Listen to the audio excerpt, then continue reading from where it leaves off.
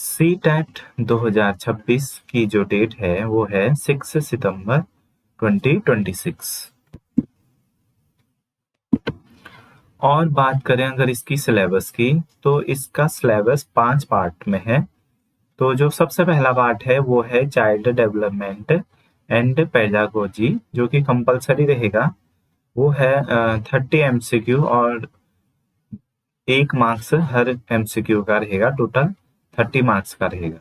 Second part है mathematics and science, जो कि सब्जेक्ट का है, उसके 60 MCQ रहेंगे और 60 मार्क्स का ये टोटल रहेगा। और साइंस और मैथ्स टीचर के लिए होगा ये वाला सेकेंड पार्ट, और जो आर्ट्स वाले हैं वो लोग इसको स्किप करेंगे।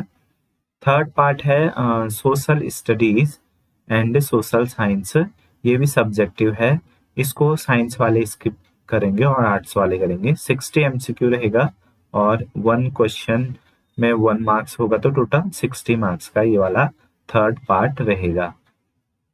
फोर्थ पार्ट है लैंग्वेज फर्स्ट, जो कि कंपलसरी पार्ट है, और इसमें क्वेश्चन होंगे 30 और 30 इसका मार्क्स होगा।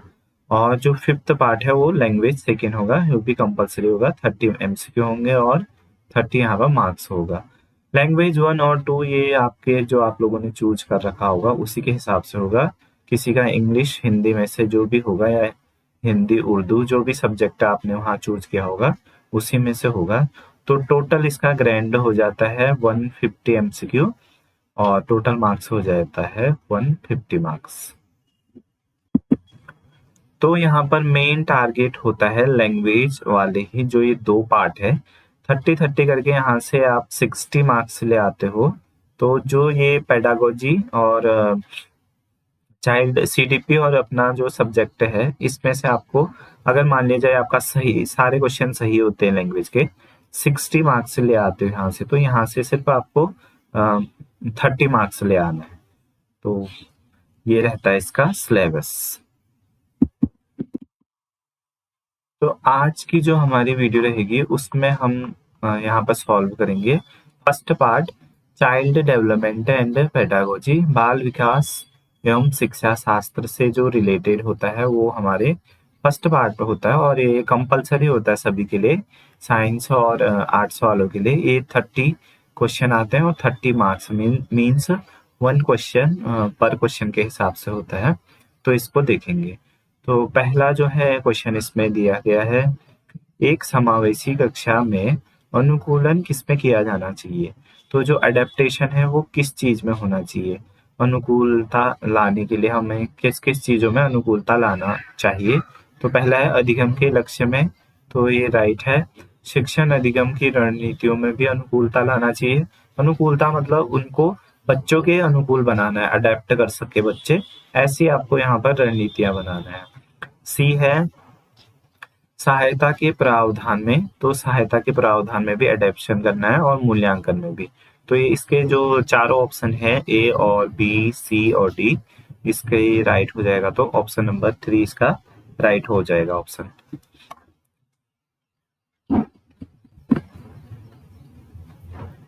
इसके बाद देखेंगे question number 2, which of the निम्नलिखित में से कौन सी अक्षमता संवेदी बाधिता के अंतर्गत नहीं है।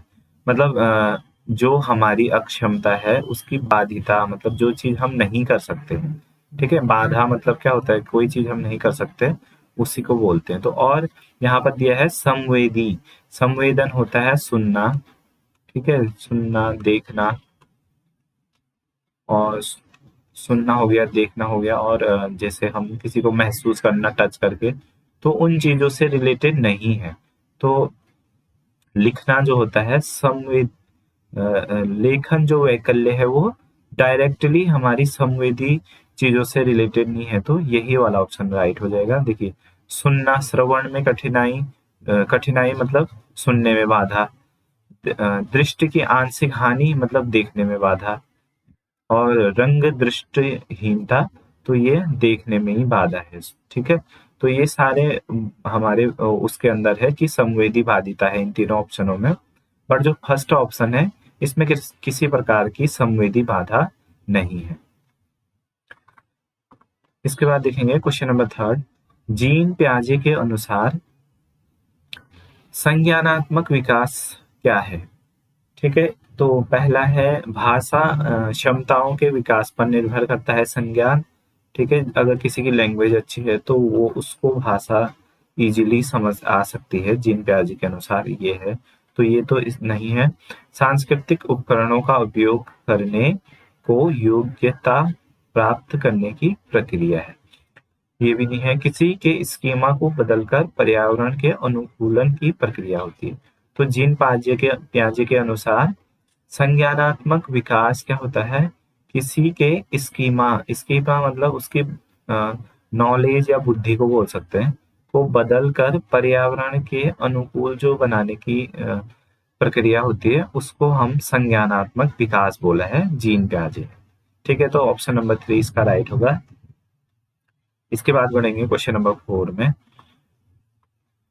राष्ट्रीय शिक्षा नीति NEP 2020 आकलन में क्या बदलाव करने की सिफारिश करती है। तो आकलन मीन्स असेसमेंट में क्या बदलाव करना चाहिए NEP 2020 के अनुसार। तो देखिए, पहला है आकलन के योगात्मक रूप को क्रियान्वित करने की, तो जो समेटिव फॉर्मेट है उसको एग्जीक्यूट करने के लिए बोल रहा है। दूसरा है स्व मूल्यांकन और सहकर्मी मूल्यांकन को शामिल करना। तो ये वाला ऑप्शन क्या हो जाएगा, राइट हो जाएगा। आपने बीएड कोर्स के दौरान भी देखा होगा कि बच्चों को क्या किया जाता है, आगे से एक बच्चा यहाँ पर प्रेजेंटेशन देता है, बाकी जो उसके साथ वाले हैं यहाँ पर बैठ के उसका क्या करते हैं, मूल्यांकन करते हैं। दो भूमिकाएं निभाते हैं, एक तो कक्ष के छात्रों की भूमिका निभाते हैं और दूसरा मूल्यांकन भी करते हैं। तो कौन सी नीति यहाँ पर हो जाएगी, तो NEP 2020 के अनुसार स्व मूल्यांकन और सहकर्मी मूल्यांकन को शामिल करना। ठीक है, बुद्धि की एकात्मक धारणा को लागू करना ये नहीं है। और छात्रों के सामाजिक सांस्कृतिक संदर्भ का अवमूल्यन करना मतलब डिवैल्यू करना, ये भी गलत है। तो इसका राइट ऑप्शन क्या हो जाएगा, ऑप्शन नंबर 2। क्वेश्चन नंबर 5, नई जानकारी सीखते समय बच्चों के लिए यह सुनिश्चित करने के लिए कि वे विषय वस्तु को समझते हैं, निम्नलिखित में से कौन सी एक सहायक रणनीति है। बच्चों को सिखाने के लिए यहाँ पर कौन सी एक हमारी हेल्पिंग रणनीति हो जाएगी, स्ट्रैटेजी। हाँ, सहायक रणनीति स्ट्रैटेजी हो जाएगी। तो इसमें पहला है जानकारी को एक बार फिर से पढ़ाना, प्रश्न पूछना और स्पष्टीकरण मांगना। तो प्रश्न पूछ रहे हैं बच्चे और स्पष्टीकरण मांग रहे हैं, तो ये चीज है कि इसका मतलब उनको विषय वस्तु की जानकारी हो रही है। तो ये ऑप्शन राइट हो जाएगा बी। लेकिन यहाँ पर और भी है, तो देखते हैं। समझने का नाटक करना, नाटक नहीं करेंगे। अपरिचित शब्दों के लिए अपना अर्थ बनाना, तो अपरिचित शब्द के लिए अपना अर्थ बनाना, तो ये ऑप्शन भी सही लग रहा है। तो इसका जो राइट ऑप्शन है वो हो जाएगा ए और बी। जानकारी को फिर से पढ़ाना, जैसे कोई चीज नहीं आती है बच्चों को तो उसको आपको क्या करना पड़ेगा, दोबारा से बताना पड़ेगा। और अगर प्रश्न पूछ रहे हैं और उसका स्पष्टीकरण मांग रहे हैं तो इसका मतलब ये होता है कि बच्चे को जो विषय वस्तु है वो समझ में आ रहा है। तो option A and B means fourth वाला हो जाएगा। ठीक है, नाटक नहीं करेंगे और अपरिचित शब्दों के लिए अपना अर्थ भी नहीं बनाएंगे, क्योंकि ये दो ऑप्शन इसके लिए बेटर होगा, ये वाला नहीं होगा। छठा क्वेश्चन देखेंगे। यदि बच्चों के शारीरिक विकास में देरी होती है तो उनका सामाजिक और भावनात्मक विकास प्रभावित होता है, यह कथन सही है। बच्चों के विकास में विकासात्मक निरंतरता है, यह कथन भी सही है। तो यह इसका क्या हो जाएगा, ए और आर दोनों सही हो जाएंगे और ए की आर सही व्याख्या हो जाएगी। ठीक है, ऑप्शन नंबर 4 इसका राइट हो जाएगा। आगे बढ़ेंगे क्वेश्चन नंबर 7। इसमें अभी हमें अभिकथन और कारण दे रखा है, बताना है कि हमें ये सही कारण है या नहीं है। तो पहला है कि कहानियों और किताबों में पुरुष पात्रों को अक्सर ताकतवर और साहसी के रूप में प्रस्तुत किया जाता है, जबकि महिला पात्रों को स्नेही और संवेदनशील के रूप में दिखाया जाता है। तो ये बात तो सही है, दिखाया तो जाता है। कारण स्कूल और पाठ्यचर्या जेंडर भूमिका पहचान को प्रभावित करते हैं, क्योंकि वे द्वितीयक सामाजिकरण के शक्तिशाली माध्यम हैं। तो स्कूल जो है जेंडर भूमिका को प्रभावित करने के लिए ये चीज नहीं करता है, ठीक है। ये इसका सही स्पष्टीकरण व्याख्या नहीं है, ठीक है, क्योंकि वे द्वितीयक सामाजिकरण के शक्तिशाली माध्यम है। मतलब जो सही तो है ये कि स्कूल पाठ्यचर्या जेंडर भूमिका को प्रभावित करते हैं, बट ये इससे रिलेटेड नहीं है कि स्कूल इस बात का निर्धारण नहीं कर रहे हैं कि जो पुरुष पात्र है उनको अलग दिखाया जाए और स्त्री पात्र को अलग। तो ये दोनों है तो सही, बट जो ये बी वाला है वो फर्स्ट वाली बात को जस्टिफाई नहीं कर रहा है। क्यों? क्योंकि कोई भी स्कूल का पाठ्यचर्या है तो वो उस बात को जेंडर गैप को बढ़ावा नहीं देगा। जो पहले वाली बात है उसमें जेंडर गैप है, ठीक है, जो कि धीरे धीरे कम हो रहा है। तो जो पाठ्यचर्या है उसको वो नहीं करेगा, प्रमोट नहीं करेगा। तो क्या होगा, ए और आर दोनों सही होएगा, और जो ए है आर की सही व्याख्या नहीं होगी। इसका ऑप्शन नंबर ए फर्स्ट क्या हो जाएगा, राइट हो जाएगा। इसके बाद क्वेश्चन नंबर 8 देखेंगे। एक शिक्षक को ऐसे कक्षा वातावरण का निर्माण करना चाहिए जहां छात्रों को सीखने की अभिप्रेरणा मुख्य रूप से किस पर केंद्रित हो। मतलब टीचर को स्टूडेंट को किस प्रकार से मोटिव करना चाहिए। तो एक दूसरे से प्रतिस्पर्धा करने पर, वैसे होता तो है ये, प्रतिस्पर्धा तो करते हैं, लेकिन अगर हम थ्योरेटिकली देखें तो इसको उतना उचित नहीं माना जाता है, ठीक है। भले ही क्लासरूम में प्रतिस्पर्धा जरूर होती है, बट एक टीचर को इसको प्रमोट नहीं करना चाहिए। दूसरा है सीखने की प्रक्रिया को समझने व उसकी सराहना करने। तो ये चीज होती है, जो सीखने की प्रक्रिया है ना उसको समझने और उसकी सराहना करने के लिए मोटिव करना चाहिए टीचर को बच्चे के, ताकि उसको भी सीखने की प्रक्रिया में दिलचस्पी पैदा हो। दूसरों के सामने काबिलियत साबित नहीं करना होता है। अज्ञानी दिखने पर शर्म से बचने की, ये भी गलत ऑप्शन होगा। ऑप्शन नंबर 2 इसका अप्रोप्रिएट आंसर आ जाएगा, ठीक है। तो ऐसे क्वेश्चन मिलेंगे आपको कि जिसमें आंसर आपको लगभग लगभग लगेगा कि जैसे ये है, इन दोनों में से सेम ही लग रहे थे, तो आपको चूज करना पड़ेगा कि अपने विवेक के आधार पे कि कौन सा ऑप्शन राइट होगा। आगे बढ़ेंगे क्वेश्चन नंबर 9। क्वेश्चन नंबर 9 है, पठन वैकल्य से जूझ रहे बच्चों को ध्वन्यात्मक प्रसंस्करण में परेशानी होती है, जिससे शब्दों को डिकोड करना मुश्किल हो जाता है। तो ये सही है। जैसे इसका इंग्लिश वाला पढ़ें तो देखो, children who are struggling with dyslexia या dyslexia have trouble in phonological processing that makes it hard to decode words. तो जिनको डिसलेक्सिया होगा तो उनको हार्ड होगा ये डिकोड करने में वर्ड्स, ठीक है। दूसरा है, all children benefit from being encouraged in their area of interest and ability. ये दोनों ही सही बात है। सभी बच्चों को उनकी रुचि और क्षमता के क्षेत्रों में प्रोत्साहित किए जाने से लाभ होता है, ये बात सही है। लेकिन क्या है, जो पहली वाली बात है उससे रिलेटेड नहीं है ये। सही बात तो है, बट इसकी ये व्याख्या नहीं कर रहा है, ठीक है, एक्सप्लेनेशन नहीं कर रहा है। तो इसका क्या हो जाएगा, फर्स्ट वन। ए और आर दोनों सही हो जाएंगे, लेकिन ए जो है आर की सही व्याख्या नहीं करेगा, ठीक है। इसके बाद बढ़ेंगे आगे क्वेश्चन नंबर 10। निम्नलिखित में से कौन सी समस्या समाधान की प्रभावी युक्ति नहीं है। प्रॉब्लम सॉल्विंग जो स्ट्रेटेजी है वो नहीं है, इनमें से कौन सा नहीं है। तो देखिए, प्रासंगिक जानकारी को अनदेखा करना, ये वाला ऑप्शन। कोई भी प्रासंगिक माने होता है रेलिवेंट इंफॉर्मेशन। कोई चीज से अगर वो रेलिवेंट है, प्रासंगिक है, उसको अनदेखा करेंगे तो हमारा प्रॉब्लम सॉल्व कैसे होगा। तो नहीं है वाला यही ऑप्शन हो जाएगा। ठीक है, पैटर्न को पहचानना, जटिल समस्याओं को भागों में विभाजित करना और तार्किक तर्क शक्ति का प्रयोग करना, ये सब सही ऑप्शन है।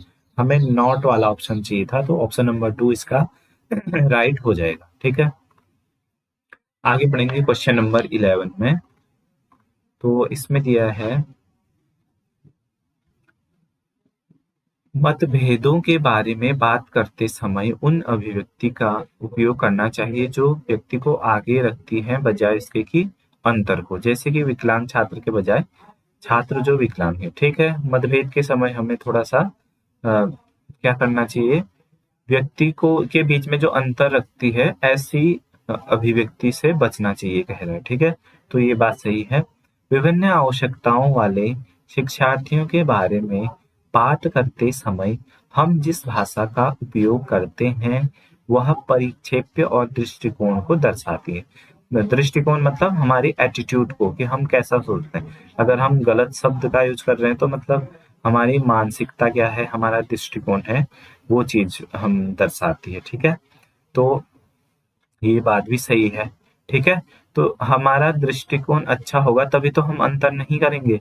तो ये दोनों सही है और जो बी है इसका क्या हो रहा है, सही व्याख्या कर रहा है। तो ऑप्शन नंबर 4 हो जाएगा।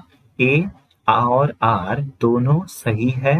ए की आर सही व्याख्या करता है। ठीक है, एक ही आर सही व्याख्या कर रहा है। तो इसका ऑप्शन नंबर 4 हो जाएगा राइट ऑप्शन। अब है अगला क्वेश्चन। लॉरेंस कोहलबर्ग के अनुसार बहुत छोटे बच्चों की नैतिक तर्क शक्ति किस नैतिकता के इर्द गिर्द घूमती है। जो छोटे बच्चे होते हैं बहुत, उनका जो नैतिकता होती है, एथिक्स होते हैं, तो उनका क्या एथिक होता है। ठीक है, तो देखभाल की नैतिकता नहीं होती है, दूसरों के प्रशिक्षु नहीं होता है और कानूनों की नैतिकता भी नहीं होती है। ठीक है, बहुत छोटे बच्चे हैं तो उनको कानून का पता नहीं रहेगा और देखभाल की नैतिकता भी नहीं रहेगी, क्योंकि बच्चे के लिए कर रहा है ना कि माता पिता के लिए। माता पिता देखभाल की नैतिकता करते हैं, ना कि बच्चा अपना खुद का देखभाल करता है। दूसरों के प्रशिक्ष लेने की नैतिकता है या ethics of perspective of others. तो बच्चा तो समझता ही नहीं है दूसरे क्या कर रहे हैं करके, बहुत छोटा बच्चा है तो वो क्या दूसरों के पर्सपेक्टिव लेगा। ठीक है, तो इसका सबसे सही आंसर हो जाएगा अहंकार की नैतिकता। अब इसको मैं एक्सप्लेन करता हूँ कैसे। जैसे अगर छोटे बच्चे के हाथ से अगर हम झुनझुना या उसका खिलौना दूर हटा देते हैं तो वो रोने लगता है। अगर उसकी कोई प्रिय चीज हम उससे छीन लेते हैं तो वो रोता है। तो उसका जो नैतिकता होती है वो क्या होती है, एथिक्स ऑफ ईगो सेंट्रिक होती है बहुत छोटे बच्चे की। ठीक है, आई होप ये आपको समझ आया होगा। Question number 13। सीखने के बारे में निम्नलिखित में से कौन सा कथन सही नहीं है। ठीक है, हमें जो नॉट है वो वाला बताना है। तो पहला है नई सीख वर्तमान समझ पर निर्भर करती है। तो जो नई वाली सीख है वो हमारी वर्तमान पे समझ पर निर्भर करती है। ठीक है, जो हमने नई चीज सीखी है वो अभी तो निर्भर करेगी, कोई अभी सामने ही सीख रहा है कोई चीज को तो वो वर्तमान पर निर्भर कर रही है। ठीक है, सामाजिक संपर्क सीखने में बाधा डालता है। ये वाला ऑप्शन रॉन्ग है, गलत है, वही बताना था हमें, नहीं है वाला। देखिए, सामाजिक संपर्क है वो सीखने में बाधा है। जैसे बच्चे अगर एक दूसरे के साथ सामाजिकता बढ़ाएंगे तो वो ज्यादा सीखते हैं। ठीक है, आपस में सोशलाइजेशन से। तो यहाँ पर दिया गया है कि सामाजिकता से बाधा डलती है उनके सीखने में। ये ऑप्शन क्या हो जाएगा, रॉन्ग वाला हो जाएगा। ठीक है, अब आगे बढ़ेंगे क्वेश्चन नंबर 14 में। तो इसमें है माध्यमिक विद्यालयों के बच्चों को दैनिक साप्ताहिक के आधार पर अपनी भावनाओं, अपनी फीलिंग्स के बारे में लिखने और उन पर चिंतन करने के लिए प्रोत्साहित किया जाना चाहिए। ठीक है, अपने फीलिंग्स को लिखने के लिए प्रोत्साहित किया जाना चाहिए। ठीक है, ये सही कथन है। इसके बाद कारण है अपनी भावनाओं को समझना एक संज्ञानात्मक प्रक्रिया है जो क्रिया को सुसाधित करती है। ठीक है, भावनाओं को समझना संज्ञानात्मक प्रक्रिया है, ये कथन भी सही है और ये इस एक ही सही व्याख्या भी कर रही है। ठीक है, इसमें भी फीलिंग्स के बारे में बताई गई है, मतलब भावनाओं के बारे में। और यही चीज इसमें भी है कि एलोबरेट कर रहा है कि भावनाओं से संज्ञानात्मक प्रक्रिया होती है। ठीक है, तो यह ऑप्शन क्या हो जाएगा 4। ए और आर दोनों सही है और ए की आर सही व्याख्या करेगा। ठीक है, क्वेश्चन नंबर 15, संरचनावादी सिद्धांतकारों के अनुसार क्या होता है संरचनावाद। ठीक है, अगर आपको इसके लिए डिटेल में पढ़ना है तो दूसरी पुरानी वीडियो में देख सकते हो, जिसमें मैंने सारे शिक्षा शास्त्रियों के बारे में दे रखा है, वाइगॉस्की पिगट उनके बारे में दे रखा है। तो उसमें देख लेना आप संरचनावाद किसने दिया है क्या दिया है करके डिटेल में। तो इनके अनुसार क्या होता है, तो बच्चों में दुनिया को समझने की स्वाभाविक प्रवृत्ति होती है संरचनावाद के सिद्धांत के अनुसार। ठीक है, बच्चों में अनियंत्रित व्यवहार करने की प्रवृत्ति व्यवहार होती है जिसे सुधारने की आवश्यकता है। तो ये ऑप्शन नहीं होता है। बच्चे सबसे अच्छा तब करते हैं जब उनके सामने अंतिम रूप से प्रस्तुत किया, ये भी नहीं है, और बाहरी रूप से केवल, ये भी नहीं है। ठीक है, तो इसका राइट ऑप्शन क्या है, बच्चों में दुनिया को समझने की स्वाभाविक प्रवृत्ति होती है। क्वेश्चन नंबर 16, समस्या समाधान के लिए आमतौर पर इस्तेमाल की जाने वाली दो प्रभावी रणनीतियां कौन सी है। तो जो प्रॉब्लम सॉल्विंग की जो रणनीति है वो है ह्यूरिस्टिक एंड एल्गोरिदम, स्वानुभविक और कलन विधि। ठीक है, तो ये होती है प्रॉब्लम सॉल्विंग की इफेक्टिव स्ट्रेटजीज। ठीक है,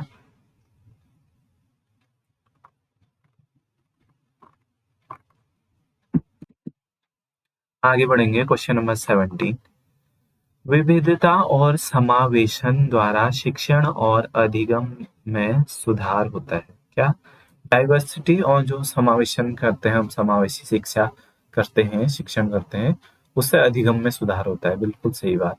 विविध परिस्थितियों में संवाद में संलग्न होना बच्चों को समालोचनात्मक और रचनात्मक रूप से सीखने में बाधा डालता है। तो जो ये कह रहा है कि विविध संवाद में संलग्न होना, मतलब किसी से कम्युनिकेट करने से क्या होता है, उनकी जो समालोचना है और रचनात्मकता में बाधा डालता है। तो किसी से बातचीत करके बच्चों के उसमें बाधा हो सकती है। तो अगर हम देखिए विविध परिस्थिति, दोबारा से देखिए इसको, engaging in conversation across differences hinders, मतलब देखिए विविध परिस्थितियों में संवाद में संलग्न होना बच्चों की समालोचनता रचनात्मकता रूप से सोचने की क्षमता में बाधा डालता है। इसमें इतना आपको समझ में नहीं आएगा, जब इसका इंग्लिश पढ़ोगे तो आपको ये समझ में आ जाएगा। देखिए एंगेजिंग इन कन्वर्सेशन, ऐसे कन्वर्सेशन में एंगेज होना, अक्रॉस डिफरेंसेस, जिसमें क्या होता है अलग, मतलब उनके बीच में अंतर होता है। ठीक है, हिंडर्स माने बाधा डालता है children's ability to think critically and creatively. तो ये क्या हो जाएगा, इसमें हो जाएगा ए और आर दोनों सही हो जाएगा। ठीक है, तो लेकिन ये आर इसकी क्या होगी, सही व्याख्या नहीं होगी। इसमें देखिए देखो विविधता और समावेशन से शिक्षण में सुगमता आता है। ठीक है, तो लेकिन जो ये दूसरी वाली बात है ये संवाद के बारे में। ठीक है, तो ये संवाद है और ये विविधता और समावेशन है। तो यह वाला टॉपिक, इसका एक्सप्लेनेशन बिल्कुल नहीं है, अलग विषय के बारे में बोल रहा है और यह अलग विषय के बारे में बोल रहा है। तो इसका राइट ऑप्शन क्या हो जाएगा, ए और आर दोनों सही है, लेकिन ए की आर सही व्याख्या नहीं करता है। ठीक है, 18वां क्वेश्चन है, किशोरावस्था के दौरान लंबाई और वजन में बढ़त जो आमतौर पर यौन परिपक्वता से पहले होती है क्या कहलाती है। तो यौन परिपक्वता से पहले हो रहा है तो विकासात्मक मासिक धर्म में नहीं होगा।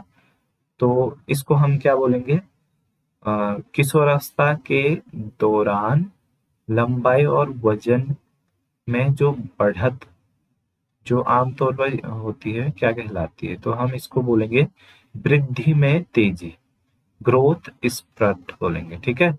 वृद्धि में तेजी होगा, विकासात्मक प्रक्रिया नहीं होगा, डेवलपमेंट ट्रेंड ट्रेंड नहीं होगी, वृद्धि में तेजी होगी, ठीक है। ग्रोथ वाला ऑप्शन इसका राइट हो जाएगा। अब इसके बाद करेंगे क्वेश्चन नंबर 19। क्वेश्चन नंबर 19 में है, विद्यार्थी एक ऐसे वातावरण में सीखने के लिए अधिक अभिप्रेरित महसूस करते हैं, मोटिवेटेड महसूस करते हैं, जो सुनिश्चित करता है क्या?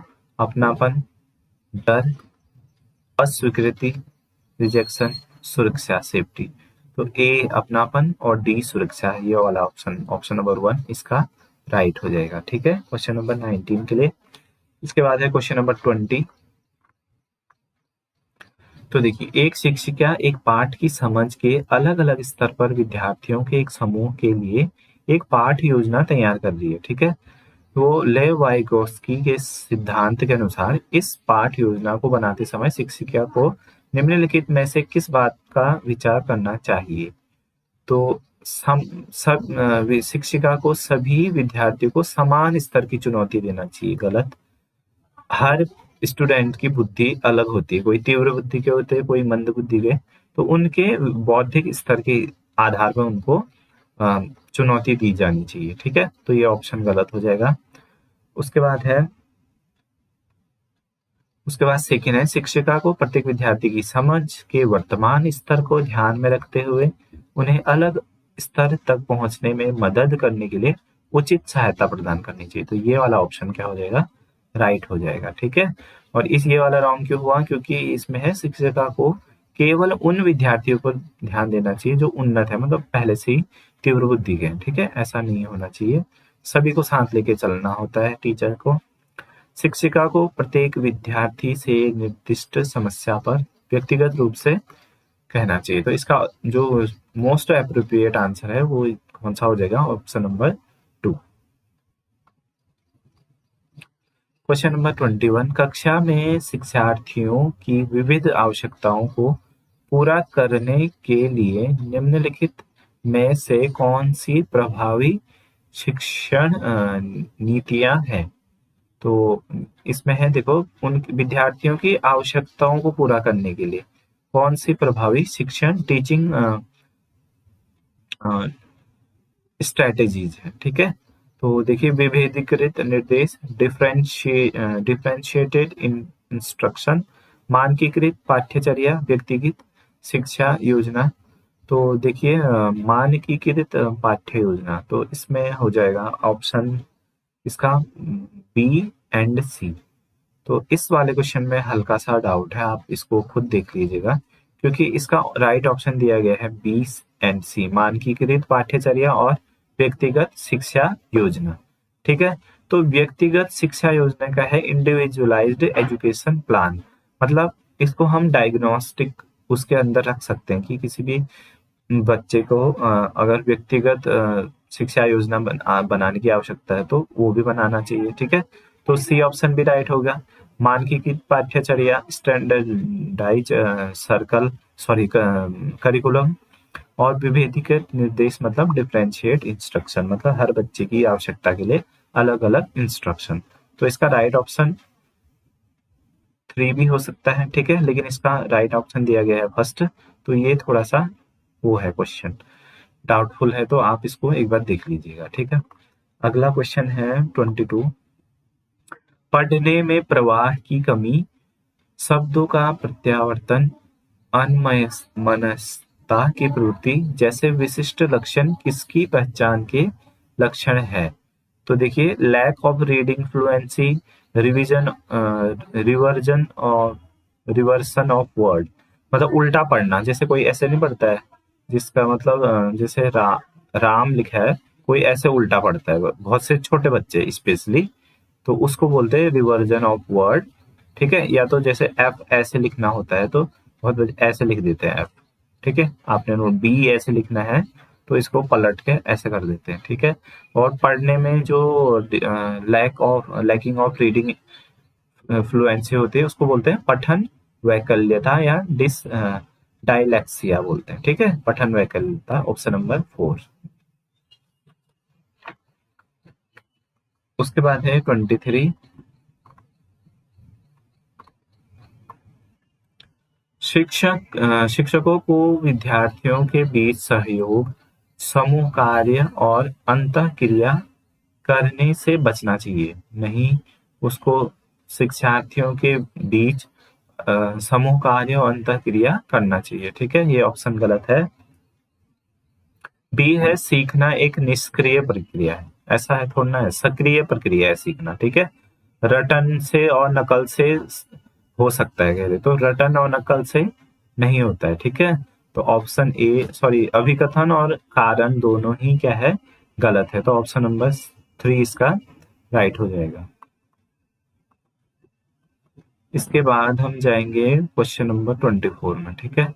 ये 24 क्या कह रहा है, विद्यार्थी कुशलता पूर्वक और सार्थक तरीके से तब सीखते हैं, तो जो विद्यार्थी हैं वो एफिशिएंटली और मीनिंगफुल तरीके से कब सीखते हैं, निपुणता हासिल करने के बजाय असफलता से बचने पर ध्यान देते हैं, तो ये गलत है। नई धारणा पहले से सीखी गई वस्तु से पूरी तरह से अलग हो तो वो चीज भी सीख सकते हैं, बट ऐसा, जैसे अगर हम इसमें ध्यान देते टीचिंग फील्ड में, तो इसमें क्या होता है, पूर्व ज्ञान में ही नए ज्ञान को क्या करा जाता है, जोड़ा जाता है, ठीक है। तो हम ऐसा नहीं कहेंगे कि पूरा ही नया चीज उसको सिखाया जा रहा है। उनकी प्रतिक्रियाओं और व्यक्तिपरक अनुभवों पर ध्यान दिया जाता है और उन्हें महत्व दिया जाता है, ठीक है। तो उनकी प्रतिक्रियाओं, उनके रिस्पॉन्स पे ध्यान दिया जाता है और उनके सब्जेक्टिव एक्सपीरियंस को अटेंड और वैल्यूड किया जाता है, ठीक है, कि उनको बोला जाता है कि ये चीज सही है या ये चीज वो गलत है करके वैल्यू अटेंड वैल्यू करा जाता है। तो ऑप्शन नंबर 3 इसका क्या हो जाएगा, राइट आंसर। और देखो असंगत टुकड़ों में नहीं होगा, तो ये ऑप्शन 4 रॉन्ग हो जाएगा। Right option will be option number 3। इसके बाद है क्वेश्चन नंबर 25। क्वेश्चन नंबर 25 में क्या होगा, अभिकथन ए है, हालांकि लंबाई और शारीरिक संरचना मुख्य रूप से विरासत में मिली विशेषताएं हैं, अच्छे पोषण और व्यायाम से भी इनमें फर्क पड़ता है, सही बात है। कारण आनुवंशिकता और पर्यावरण परस्पर अंतःक्रिया का विकास पर प्रभाव पड़ता है, ठीक है। तो ये बात भी सही है कि आनुवंशिकता और पर्यावरण की परस्पर जो अंतःक्रिया होती है उसका प्रभाव किस पर पड़ता है, विकास पर पड़ता है, ठीक है। तो ये क्या हो जाएगा, ए और आर दोनों सही है, ए की आर सही व्याख्या है, ये वाला ऑप्शन हो जाएगा सही, ऑप्शन नंबर 4। आगे बढ़ेंगे क्वेश्चन नंबर 25। रूढ़िवादी शिक्षा से प्रगतिशील शिक्षा की ओर बढ़ने के लिए किसकी आवश्यकता है। तो रूढ़िवादी शिक्षा से प्रगतिशील शिक्षा की ओर बढ़ने के लिए हमें किस चीज की आवश्यकता है, एकीकृत पाठ्यक्रम के स्थान पर मानकीकृत पाठ्यक्रम का, तो ये नहीं होगा, ठीक है। तो क्या हो जाएगा, प्रदर्शन उन्मुक्त लक्ष्य के स्थान पर दक्षता उन्मुक्त, परफॉर्मेंस ओरिएंटेड गोल से लेके मास्टरी ओरिएंटेड गोल, तो ऑप्शन नंबर 2 इसका राइट होगा। ऑप्शन 3 और 4 गलत क्यों हुए, केंद्रीय शिक्षक केंद्रित बोला है, तो ये नहीं होता है, चाइल्ड सेंट्रिक होता है, ठीक है। जो हमारी शिक्षा नीति है वो होना चाहिए चाइल्ड सेंट्रिक, ठीक है, ना कि टीचर सेंट्रिक। रचनात्मक आकलन के स्थान पर नैदानिक आकलन का पालन, तो इसके लिए मोस्ट अप्रोप्रिएट आंसर कौन सा हो जाएगा, ऑप्शन नंबर 2, प्रदर्शन उन्मुख लक्ष्य के स्थान पर दक्षता उन्मुख लक्ष्य। इसके बाद आगे बढ़ेंगे क्वेश्चन नंबर 27। सामाजिकरण की प्रक्रिया में समकक्षों की क्या भूमिका होती है। जो हमारी सोशलाइजेशन होता है उसमें हमारी पीयर्स, मतलब जो हमारे साथ पढ़ते हैं, उनका क्या भूमिका होती है। तो इसका राइट आंसर हो जाएगा ऑप्शन नंबर 3, बचपन की तुलना में किशोरावस्था के दौरान समकक्षों की सामाजिकरण पर अधिक प्रभाव पड़ता है, ठीक है। ऑप्शन नंबर 3 इसका राइट हो जाएगा। इसमें ऑप्शन नंबर 4 रॉन्ग क्यों हुआ? क्योंकि इसमें बड़ा प्रभाव नहीं पड़ता है बोला था, ठीक है, तो प्रभाव तो पड़ता है, ठीक है। तो इसका राइट ऑप्शन कौन सा हो जाएगा? Option number 3। क्वेश्चन नंबर 28, सीखने के संरचनावादी उपागम के अनुसार ही सीखना तब सुगम होता है। तो जो लर्निंग होती है वो कब फैसिलिटेट होता है, ठीक है। तो इसमें से जो इसका राइट आंसर होगा वो होगा, देखिए, पहला है विषय वस्तु पृथक और उत्केंद्रित होना चाहिए। जो हमारा कंटेंट है वो डिसकनेक्टेड होना चाहिए, ठीक है, ये गलत है। शिक्षा शास्त्र शिक्षक केंद्रित होना चाहिए, असंगत होना चाहिए। तो ऑप्शन नंबर 4 इसका राइट होगा। क्या दिया है? गतिविधियां परस्पर संवादात्मक और सहयोगी होनी चाहिए। Activities are interactive and collaborative होना चाहिए, ठीक है।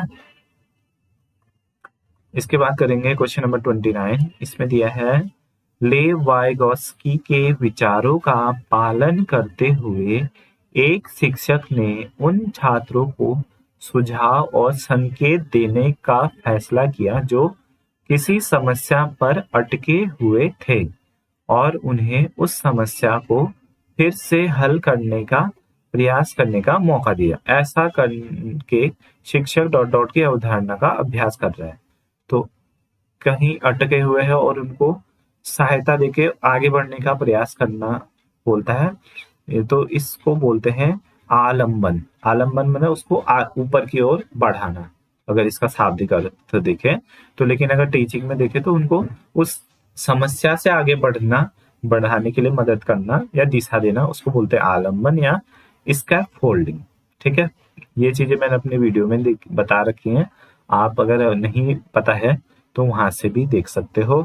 और अगर लगता है कि नहीं फिर से इसको अच्छे से पढ़ना है तो आप बता देना, नहीं तो मैं इसकी वीडियो डाल दूंगा, ठीक है। और आज का लास्ट क्वेश्चन है, पियाजे के अनुसार जब बच्चे निगमन के बारे में सोचकर और उन्हें अपने दिमाग में परीक्षण करके सामान्यीकरण करने और मानसिक परीक्षण और प्रयत्न त्रुटि विधि में संलग्न होने में सक्षम होने के बिंदु तक पहुंच जाते हैं तो वो किस अवस्था में होते हैं? तो वो होते हैं औपचारिक संक्रियात्मक अवस्था में, ठीक है। जब वो त्रुटि विधि में संलग्न हो जाते हैं, ठीक है, तो उसको बोलते हैं औपचारिक संक्रियात्मक अवस्था, फॉर्मल ऑपरेशनल स्टेज, ठीक है। तो ये थे हमारे पेडागोजी के 30 क्वेश्चन। आई होप आपको इसका एक्सप्लेनेशन समझ में आया हो।